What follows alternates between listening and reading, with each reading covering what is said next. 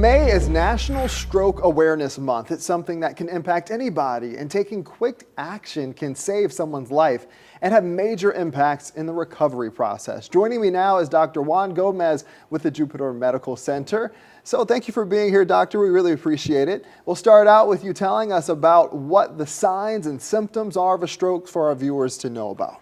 Well, thank you very much for having me. It's a pleasure to be here. Most importantly, everybody has to be aware that stroke is a medical emergency, okay? Up to 80% of strokes can be prevented, and that's why it's so important to act on it, okay? It is fifth cause of death in the United States, major cause of disability. Actually, every 40 seconds, somebody in the United States is having a stroke. The easiest way to remember the signs and symptoms is the acronym provided by the American Stroke Association, which is the words B FAST.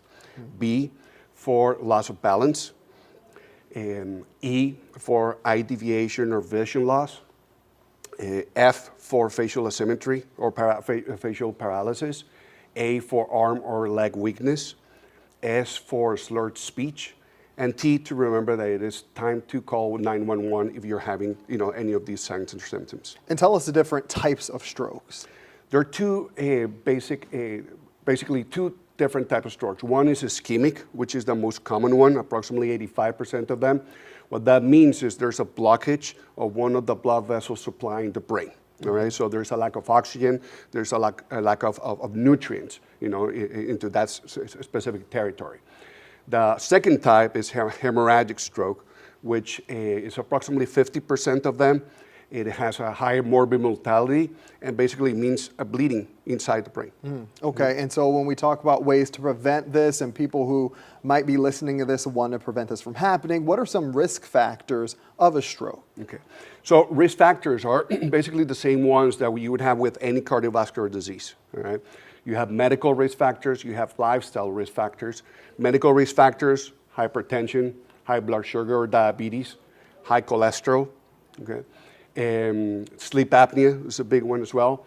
Risk factors related to lifestyle, okay, include cigarette smoking, heavy alcohol use or binging alcohol, and then obesity and lack of physical activity. And if someone is listening to this and seeing those risk factors and think they might be at risk, explain to us some unique things that the Jupiter Medical Center does at the Stroke Center. Okay. In general, in the county, we're very lucky to have a very strong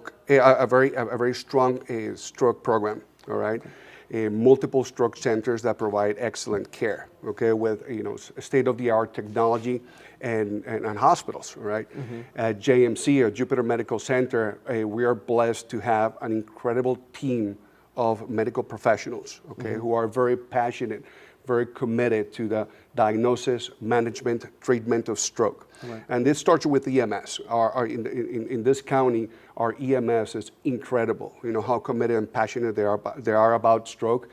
Once they bring the patients to our stroke center, such as a Jupiter Medical Center, you have a huge group of medical professionals, including nurses, techs, physicians, intensivists, transporters, everybody rushing to diagnose, manage, treat these patients in order to give them the best chances at having a full recovery and going back to whatever it is that they love. So a great resource locally, and we appreciate you, Dr. Gomez, for Thank you very much. coming on here and telling our viewers about stroke awareness. So if you want to learn more about this, you can make sure you go to our website, WPBF.com.